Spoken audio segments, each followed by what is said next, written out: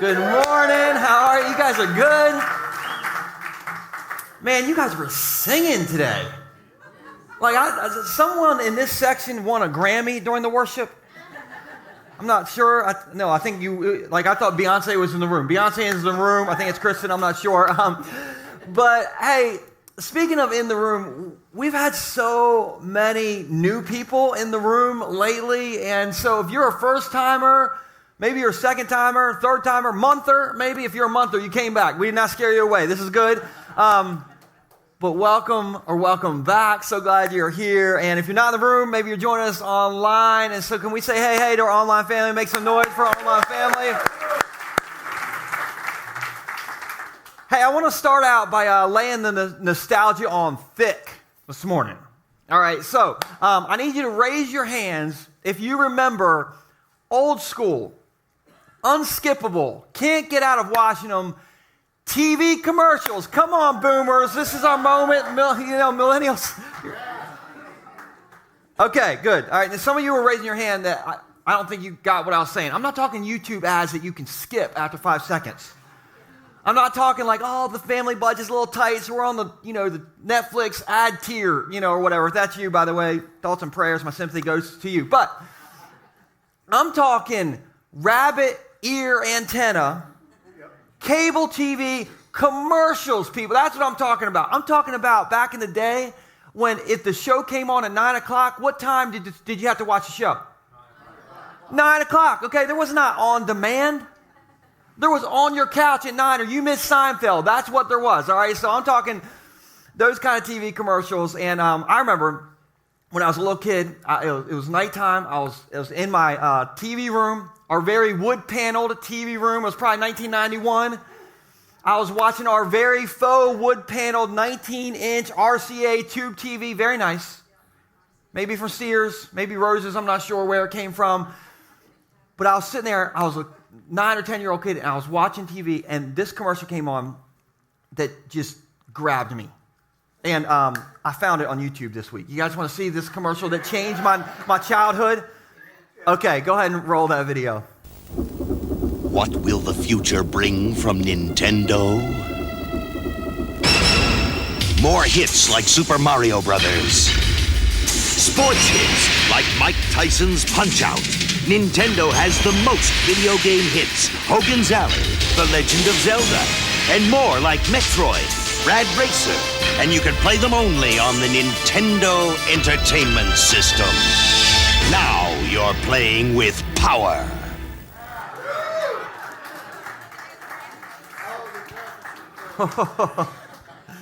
Listen, imagine you were 9-year-old me for a second. Did that not just grab your 9-year-old little heart right? Did that not just grab you right there? Was that not the greatest commercial you've ever seen? Yes. 9-year-old me, I just sat there and the TV was glowing in my wood paneled TV room and I thought, I gotta have that. I will literally do anything to have that, plus some Nintendo accessories, like Mike Tyson's Punch-Out with the Power Glove. Anybody remember the Power Glove that nobody had but everybody wanted? And so I was like, I will literally do anything to get this Nintendo. I will cut Mr. Andy's grass, my neighbor, every day for $20. It's January. I didn't care. I'll cut his grass. I will take money out the collection plate at church. There was no limit to what I was willing to do. I had to have, nobody do that, please, okay? We're trying to build a building. But I was like, I have to have it. I'll do anything for this. So the first thing I did was I went to my mother and I said, Mom, I gotta have a Nintendo. I have to have it. And my mom, who, I said so many sweet things about on this stage last weekend. She was like, not happening. I'm like, no. Did you not see the commercial with the spaceship, Mom? And she's like, I don't care about the commercial with the spaceship. We're not getting it. I'm like, no, I don't think you get it. I need to be playing with power. Like all my friends have Nintendos. Brian has a Nintendo. Kerr has a Nintendo. Jonah has 2 Nintendos because he's rich, okay? Does this sound familiar? Anybody ever have this conversation with your parents? And my mom said, I don't care. Go ride your bike. I said, go ride my bike. The hand-me-down bike with the banana seat? That is not power, Mom, okay? That is not power. And by the way, who had a Nintendo growing up? Who had a Nintendo growing up? Okay, I'd like you all to get out. No, I was kidding. But I'm a little salty because I never got a Nintendo. I think I'm the only kid from the 90s who did not get a Nintendo. And my whole childhood, I promise you, I felt like I had a Nintendo-shaped hole in my heart. And I thought the only thing that will fill it is a Nintendo entertainment system in my wood faux paneled TV room, and I never got it. I never got my Nintendo. And I tell you that because I think we're all, even as adults, a little like 9-year-old Joel with a Nintendo-shaped hole in our heart. And I think we all have that thing that I think, if I can just get that, that is all I need. If I can just get a date. Hello, single ladies. If I can just get into that college. If I can just get some kids. If I can get a house for my kids. If I can get a raise so I can get my house, so I can get my kids. If I can just get that vacation to Aruba, come on somebody. If I can just get that 36-inch Blackstone grill, glory to God. Pastor's Appreciation Month is coming up in October, okay? You connect the dots. Anyway, or if I can just get to retirement, that's all I need. Come on, have you ever felt like this before? If I can just get that, that's all I need right there. Yeah. I'm telling you, I think we're all a little like 9-year-old me who had the Nintendo-shaped hole in my heart. But, just curious, have you ever gotten that thing you've been obsessed over and been like, this is cool, but is this it? Is this it? Like the Blackstone grill, I got to clean it? It doesn't come with the chef from the Tokyo Steakhouse who has a little cart, who cooks the shrimp for me perfectly and throws it in my mouth and then cleans the grill for me. I got to do it myself. Come on, like, have you felt like that before? Like, oh, this is it? And I just want to remind you, church, and a lot of us know this, but I want to remind you that we don't have a Nintendo-shaped hole in our heart. We don't have a Blackstone grill-shaped hole in our heart, or a $2 million net worth hole in our heart, or a 6-foot tall, handsome, and wants to take you out on a date, ladies, hole in our heart. We have a God-shaped hole in our heart that only He can fill, but we try to fill or cram all these other things in there to fill it. And so I just kind of want to talk about that, break that down a little bit for you today. In case you missed it, we've been in this series. We took a break last weekend, but we've been in this series called Tailgatin Jesus. Now, I want you all to say this like you're in the Tractor Supply store. On 3, tailgating Jesus like you're in the Tractor Supply store. 1, 2, 3. Tailgating Jesus. There you go. All right, that's good. This series, we've been looking at famous Jesus stories where somewhere in the story, Jesus has a famous 2-word phrase that He says. Anybody for extra credit, remember it? Follow me. There it is. You guys remember? And so, He says in the story, follow me, which means tailgate me. All right, that's why we call these things this way. Okay, and so I want to show you what Jesus says actually fills that hole in our heart and actually gives us life. And so we're going to be in John chapter 8, and I will show you verse 12. And if you didn't bring your Bible, maybe you forgot your Bible, all good. We're going to put it on the screen. Maybe you don't have a Bible. We give away Bibles, all right? So take one of these. We were running out of Bibles like all the time. Cotter emails me. He's like, hey, we ran out of Bibles again. I'm like, all right, let's order some more. So anyway, these are free. Keep taking them. We're so glad you take them. But in the meantime, John chapter 8, starting in verse 12, Jesus spoke to the people once more and said, I am the light of the world. If you, what's this say? Follow me. All right, everybody say tailgating Jesus. Tailgating Jesus. If you follow me, if you tailgate me, you won't have to walk in darkness and emptiness and feeling like you got this hole in your heart because something you're trying to fill it with. You won't have to walk in that because you will have the light that leads to life. Look, everybody say this. Only tailgating Jesus is the light that leads to life. Listen, you're that next 6-foot tall, handsome, ask you out on a date may be amazing, but it won't completely fill you.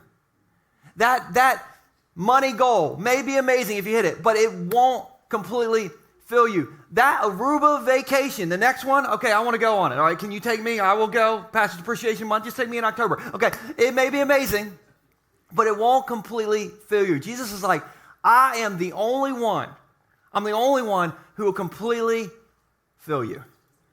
And so I just want to give you 2 ideas for how we can tailgate Jesus better. So he's the one who fills this God-shaped hole in our heart. So 2 ideas for you today. This is very simple, and then I'm going to get you out, and you're going to go where are you guys going to lunch today?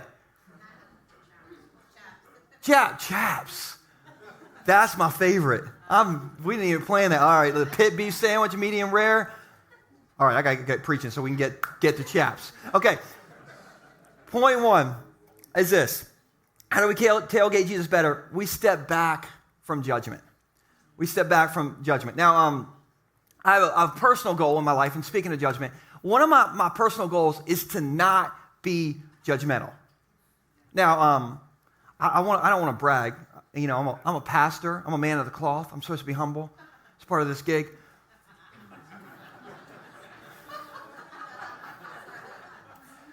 But can I humble brag for a second? Is that okay? Okay, I'm a humble brag for a second. Just bear with me. I'm sort of crushing it at not being judgmental towards people. I mean, yeah, clap. That's good. Yeah, I mean, I'm really knocking it out of the park on this whole not being judgmental thing. There's just like one little situation where I still struggle with being judgmental. It's just little. It's not that big of an area. Okay. The only time where I struggle being judgmental is when I'm around actual people. Outside of people, I am crushing this not being judgmental thing. Like, anybody here like really good at not being judgmental until people come into the equation? So let me explain that. In my house, on Saturdays, it's soccer day. And so on soccer day, my kids play at River Soccer over in Selbyville. Anybody do River Soccer in Selbyville? Anybody? Two hands. Wow. All right, listen. I thought you'd all raise your hand because there's at least 100,000 people out there every Saturday. Maybe 2 trillion. I mean, there's so many people out there. And you might be like, Joel, are you exaggerating 2 trillion? Did you just judge me? I felt like a little judge. No. Listen, there are so many people out there, which means, pastor confession, I do a lot of judging on Saturdays. There's just too many people. It's not my fault. There's too many people out there. And so let me give you an example. 3 weeks ago, my son, his soccer team is this. I can't make this up. He's on the Ravens. I cannot make it up. Anyway, so he's on the Ravens, and he was playing, I don't know the team name. He was playing the yellow team. We'll call him the Bananas. Because things definitely went bananas 3 Saturdays ago, okay? Because the Bananas coach, not my son's coach, but the Bananas coach thought this 6 to 8 year old soccer game was the World Cup, apparently. I mean, this coach was insane. He literally was on the field, inbounds, the entire game, running up and down the field, yelling, high-fiving kids, criticizing kids, like he's getting in arguments with the 13-year-old referee. And he is intense. He's like, come on, get that ball. Come on, we take ourselves seriously. We're the Bananas, all right? We're the Bananas, okay? And he's going bananas. And I'm sitting there, and about halfway through the game, one of the parents of one of the Bananas players on the Bananas team says from the sidelines, hey, coach, do you think you could put my kid in the game? The Bananas coach went bananas, okay? The Bananas coach ran to the sidelines, okay, because he's on the field already. And he's like, you got a problem with my coaching? I'm doing my best. You got some problem with me? And listen, at the 6 to 8 year old soccer field, things got crazy. And they started yelling at each other, saying things I can't repeat because we're in church and Jesus is right here. And I just sat there, pastor confession, and I was just like, and if I had a banana, I would have peeled it right then and be like, you all are bananas. And I thought, this is why I have a problem judging people. You all make it so easy. And it was sort of an amazing Saturday, actually. I was very entertained by the whole situation. But listen, give me a little pinky if you do a little judging to some people sometimes. Come on, let me see those pinkies. All right, give me a little church side eye. If somebody's ever sat in your seat in church when you walked in and you gave them the church side eye, come on, who's done some church judging? Oh, yeah, that's why you guys get here early. I know. Isn't it true that people make it so easy to judge people? Isn't that true? And so let's go back to what Jesus said. Jesus said, hey, follow me. I'm the light, okay? If you want to be full of life, follow me. All right, what I didn't tell you is this is the end of the story where Jesus says this. All right, before Jesus says all this, there's a whole crowd of people and things go bananas and these people are all judging this woman. And maybe you know the story. Here's how it goes. Jesus showed up to the temple one morning and, just in the temple and all the religious leaders show up. Now, whenever you read the Bible and you see the phrase religious leaders, you just need to hear this noise. Dun-dun, dun-dun, dun-dun, dun-dun, dun-dun. Okay, that's whenever you see religious leaders, just in your head, just dun-dun. So, let's just try this out. So the religious leaders showed up. Okay, good. All right, don't do that anymore because I'm going to say religious leaders a lot and it'll get really squirrely in here. But that's perfect. So the religious leaders, they all show up to the temple where Jesus is, and they are in shark attack mode because dun-dun, okay? And they throw this woman in front of Jesus and they say, Jesus, this woman, we caught her adultering. No, Jesus, we got to be quiet because we don't have people here. No, we caught her in the act of adultering. Everybody look, put the light on her, boom, boom, boom. And they start going crazy on this woman. And then they start quoting the Bible to Jesus. Because religious leaders or religious people always got a verse. You know what I'm saying? Don't even get me started on that. But so they start saying, Jesus, the law says that this woman caught in the act of adultery, we can kill her. And so we should kill her. What do you say? Now, let's just step back for a second. First question. Where's the guy? Like if Connie, let's call her Connie. Let's say Connie's been cheating. This is cheating Connie. Where's Donnie? I mean, if you got Connie, there's got to be a Donnie somewhere. Is Donnie, is naked Donnie running through the temple foyer right now? Where is Donnie?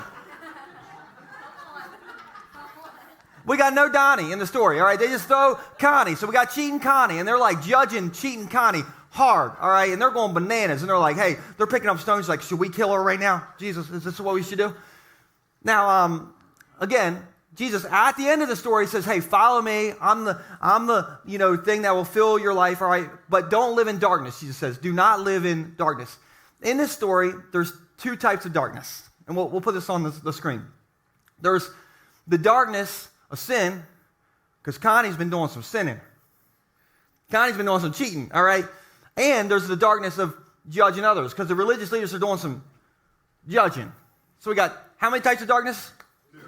Two types of darkness. Now, give me a little shark fin. If you're a little salty at the religious leaders for throwing out cheating Connie, give me a little shark fin. Yeah, me too. I'm on Team Connie. I don't feel like this is right.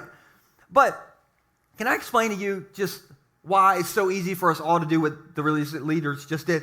Can I explain that? Okay, let's take something simple like a diet. Is anybody in the room currently on a diet? Let me see your hands if you're dieting. Okay, none of you have a smile on your face. You need a carb. That's what you need. Brock, you need a carb, man.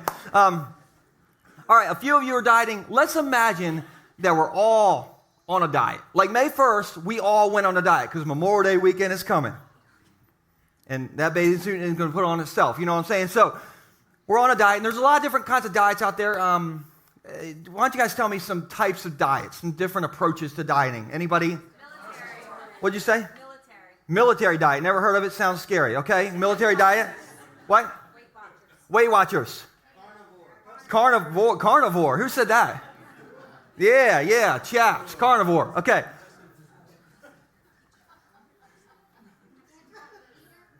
Meat eater? Carnivore. Got 2 for carnivore. I like it.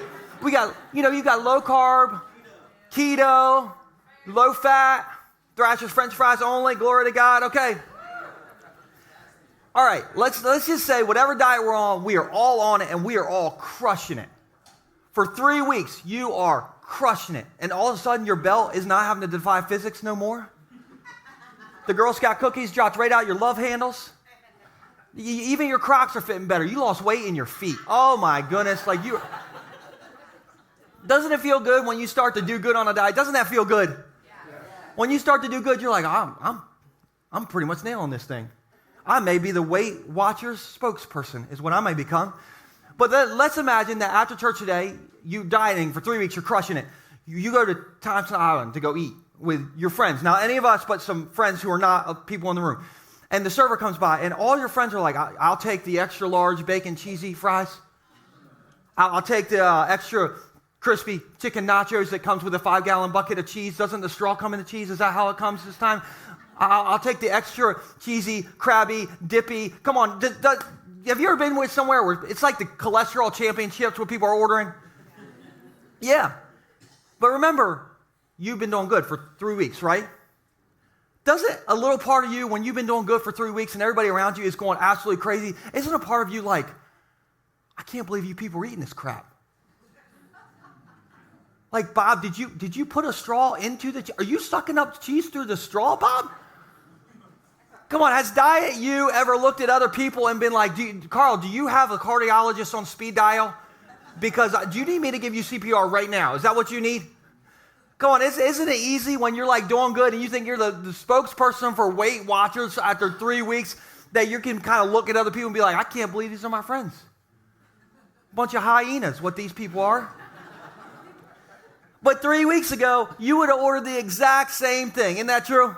Yeah. Listen, when we start to make progress in our life, it's easy to look at other people and forget exactly what we used to do. Isn't that true?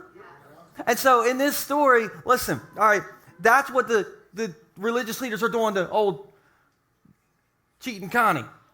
They're looking at her and they're looking at Jesus and they're like, Jesus, we would never do that. We are holy. Unlike cheating Connie over there. Now, can I give you a friendly warning for the Jesus followers in the room?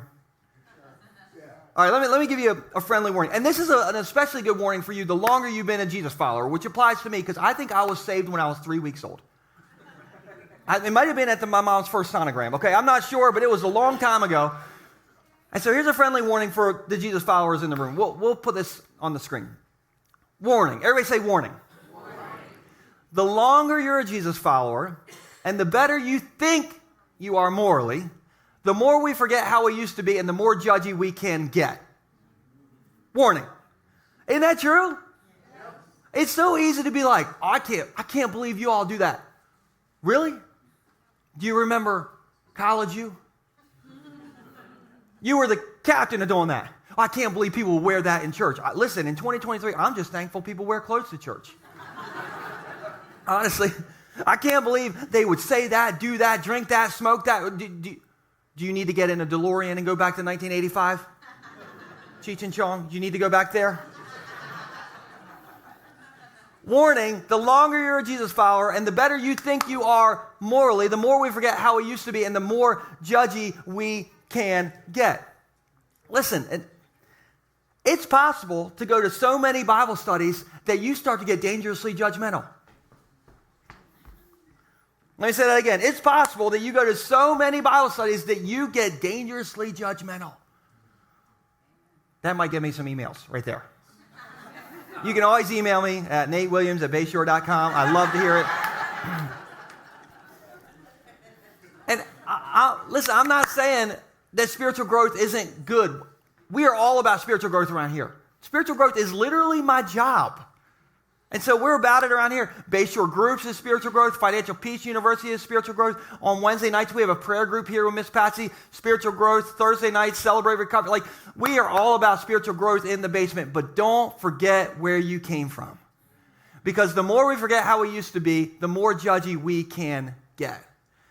And so that's a lot of what's going on in the story. All right, they throw this woman in front of Jesus, and they're like, the religious leaders are going crazy on cheating Connie. And they're like, Jesus, you should agree with us, okay? And they want Jesus to be like, oh yeah, let's take her out. Let's kill her right here, right in church. Let's just take her out right now. And so let me show you what happens next. This is in verse 7. They're demanding Jesus, like, give an answer to this. So they kept demanding an answer. And so Jesus, he stood up again, and he said, all right, but let the one who has never sinned throw the first stone. I feel like every week we get a mic drop moment from Jesus. I think this is Jesus' mic drop moment, okay, where he says, but let the one who has never sinned throw the first stone. And then he stooped down again, and Jesus wrote in the dust. Now, we don't know what Jesus wrote. No translation of the Bible tells us what Jesus wrote, okay? I kind of think he was writing down the names of all the people that the religious leaders were having inappropriate relationships with. Hashtag burn. Anyway. But when the accusers heard this, they slipped away one by one, beginning with the oldest, until only Jesus was left in the middle of the crowd with the woman. So you got to picture this. Jesus stands between this woman and the religious leaders, and he's like, religious leaders, you must have forgot who you were. And it was such a mic drop comment that they all stone dropped and stepped back from judgment. And listen, do you guys want to crush it at being a Jesus follower? Do you want to crush it at tailgating Jesus? Anybody? Okay, just here's a lesson from Jesus. Don't forget where you came from. It'll help you step back from your judgment. And if Jesus couldn't throw a stone or didn't throw a stone, none of us can throw a stone. And you might say, well, okay, Joel, Pastor Joel, professional Christian Pastor Joel. What do I do with their sin then? Well, you could help them. You could love them. You could put your arm around them, not their neck, but put your arm around them, because that's exactly what Jesus did to this woman. And so the first lesson, I think, for us is to just step back from judgment. And here's the second lesson, is to step back from sin. Step back from sin. Now, this week, I saw some food fails online. You want to see some food fails that I found this week? Okay, people in the back, this is for you, because you guys get left out all the time, and so these are for you, all right, people in the back. This is the first food fail we'll put on the screen. I told my wife I was going to the gym, but went to McDonald's instead. I waited until it seemed long enough for a workout, and when I got home, I poured water on my head and shirt to make it look like I'd been sweating. Come on, somebody. Who is not above it? Who would do it? One person, me too, okay? I will do it. So let me, here's one more. We'll put this next one on here. I once ate an entire bucket of cheese balls. Then I sat there in my orange shame, reflecting on the choices I made. Have you ever gone off the rails with food and had that moment of shame? You know what I'm saying? Shame is a thing, man. And in our house, there was all sorts of shame going on. Last Sunday was Mom's Day, by the way. Some of you are like, that was last Sunday? You need to scan the QR code in the seat back in front of you and get a prayer request in, because you're going to need it. Last Sunday was Mother's Day, and my son Nixon, I think, forgot that on Mother's Day you treat Mom good. He did not get that memo, because Nixon was in trouble all day last Sunday. All day. You ever had this day with your kids, parents? You ever had this day? Oh my goodness. We got home from church and Stacy's like, hey, Nixon, I need you to clean out Mr. Nibbles' cage. Mr. Nibbles is our hamster that I do not love. She's like, you need to clean out Mr. Nibbles' cage. And Nixon was like, no, Mom, I don't feel like it. I was like, Nixon, do you not remember what day it is, man? That's strike one. And then Stacy said later in the day, hey, Nixon, I need you to take a shower. You're smelling a little earthy, son. And Nixon's like, I don't want to take a shower. I don't feel like it. And I'm like, Nixon, it's Mother's Day. You just say yes to everything. So that was strike two. And then randomly, because Nixon was frustrated, Stacy was holding this brush, and Nixon walked by her, and he slapped the brush out of her hand.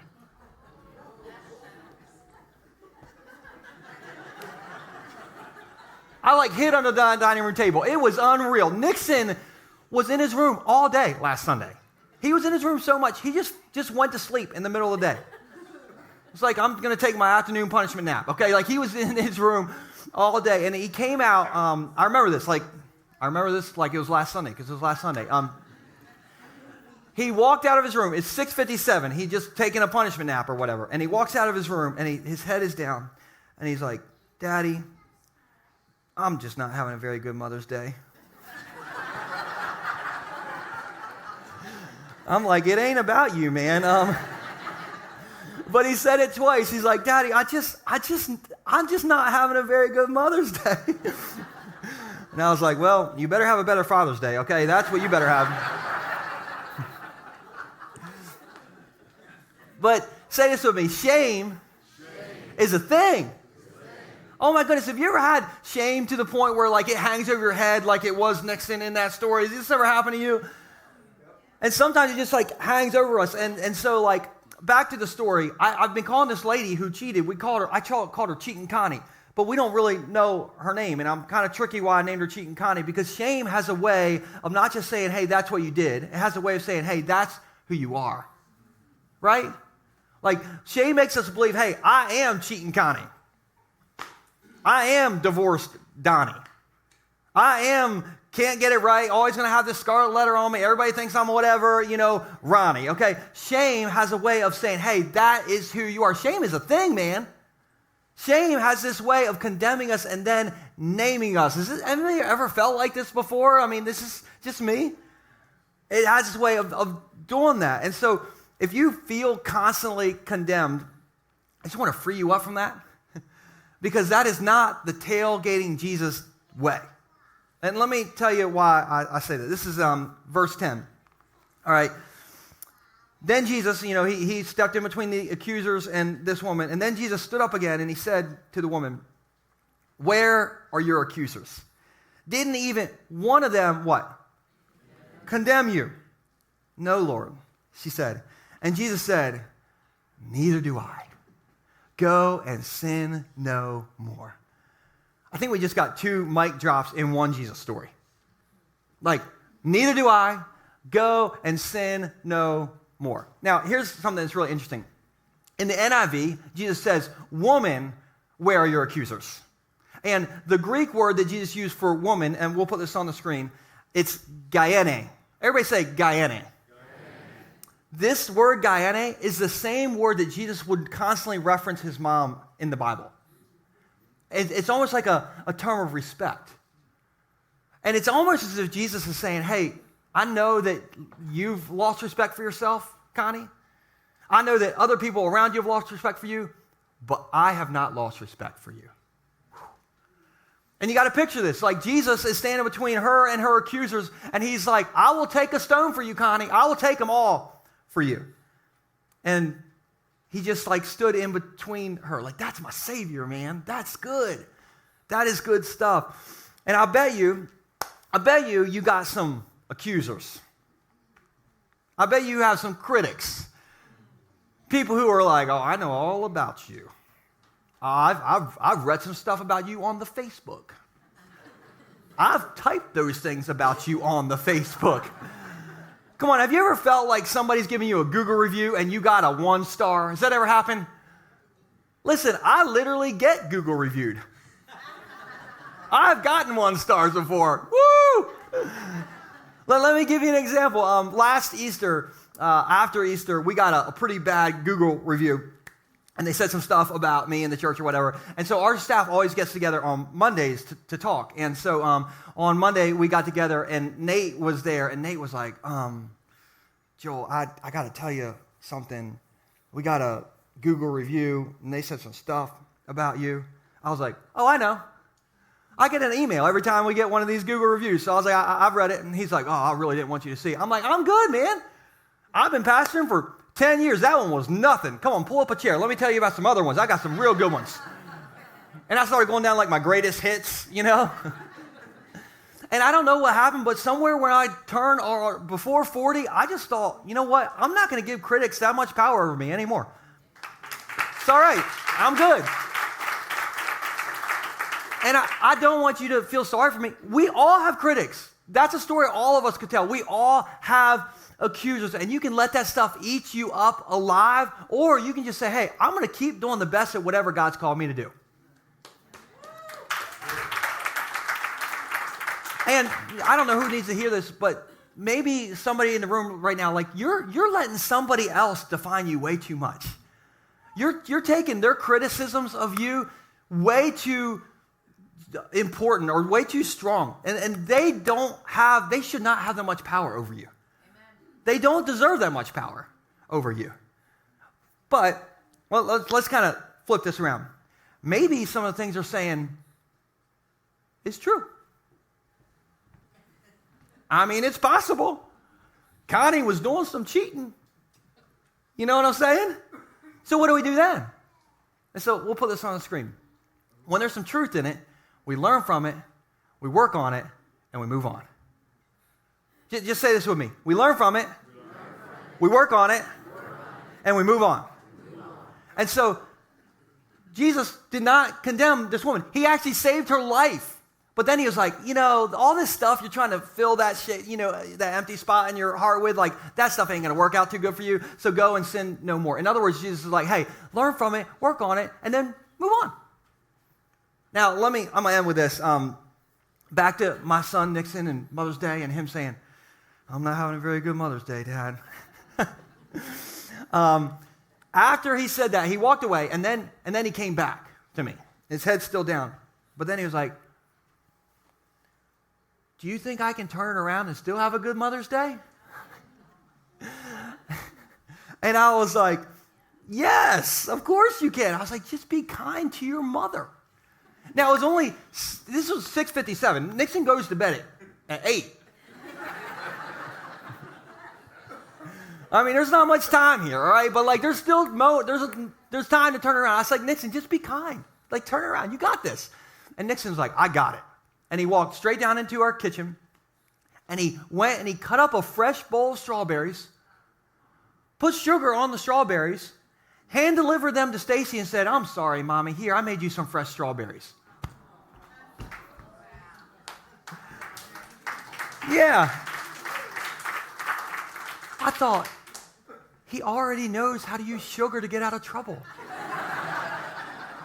It took me years to figure that out, No, I thought he learned from it, he worked on it, and he moved on.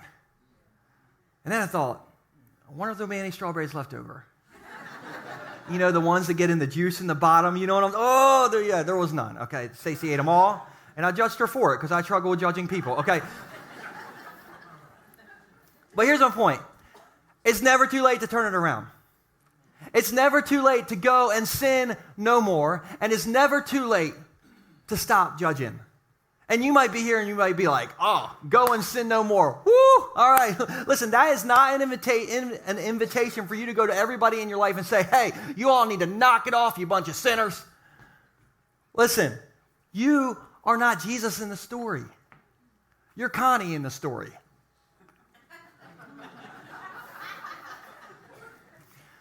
But we can learn from it, and we can go and sin no more. And we can move on and walk away from judgment. And listen, that is an invitation. Go and sin no more is an invitation to a better life, because the next thing Jesus says is the first thing we started out with. And we'll put it back on the screen. John 8:12, this is the first thing we read. Jesus spoke once more, and after all this happened, he said to the crowd, I am the light of the world. If you follow me, you won't have to walk in darkness, because you will have the light that leads to life. And so God's like, look, you don't have a whatever shaped hole in your heart. You have a God-shaped hole in your heart that only I can fill. And so if you feel stuck in judgment, or stuck judging somebody else, or stuck in sin, or whatever it is, listen, Jesus doesn't want to judge you. He wants to help you. He wants to heal you.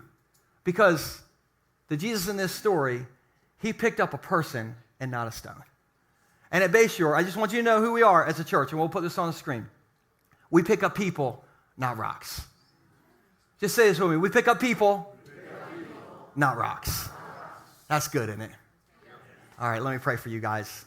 Jesus, I'm always blown away by the stories where we get to see you interact with religious people, like honestly some of us, and messy people like all of us, and you just step into the story and you just do exactly the opposite of what any normal person would do. And you pick up people and you don't pick up stones. And so God, I just pray that today this message picks somebody up, somebody who is being judged by somebody who has a critic, somebody who has an accuser. God, I pray it will pick them up. And God, I pray that you'll just show them the love and the mercy that you've done to all of us, God. And I just pray that we'll walk out, not with our head hung down in shame, because that's what shame does, but with our head held high because we have a higher power who is over us. So God, I just pray that you'll help us walk out of here with that perspective. And God, for those of us who are stuck in something, a sin, something that we shouldn't be doing, that's the second part of the darkness in this story. God, I pray that we'll hear this and not feel condemned, but we'll be inspired to go and sin no more. Not because you want to just control us and kill all the joy in our life, but because you want to give us life, the light that leads to life. And it's not in darkness. It's not in anything else we try to fill our heart with. It's only in you. So God, we get our hope and our trust and our everything from you, Lord. And we love you in Jesus' name. And everybody said, Amen.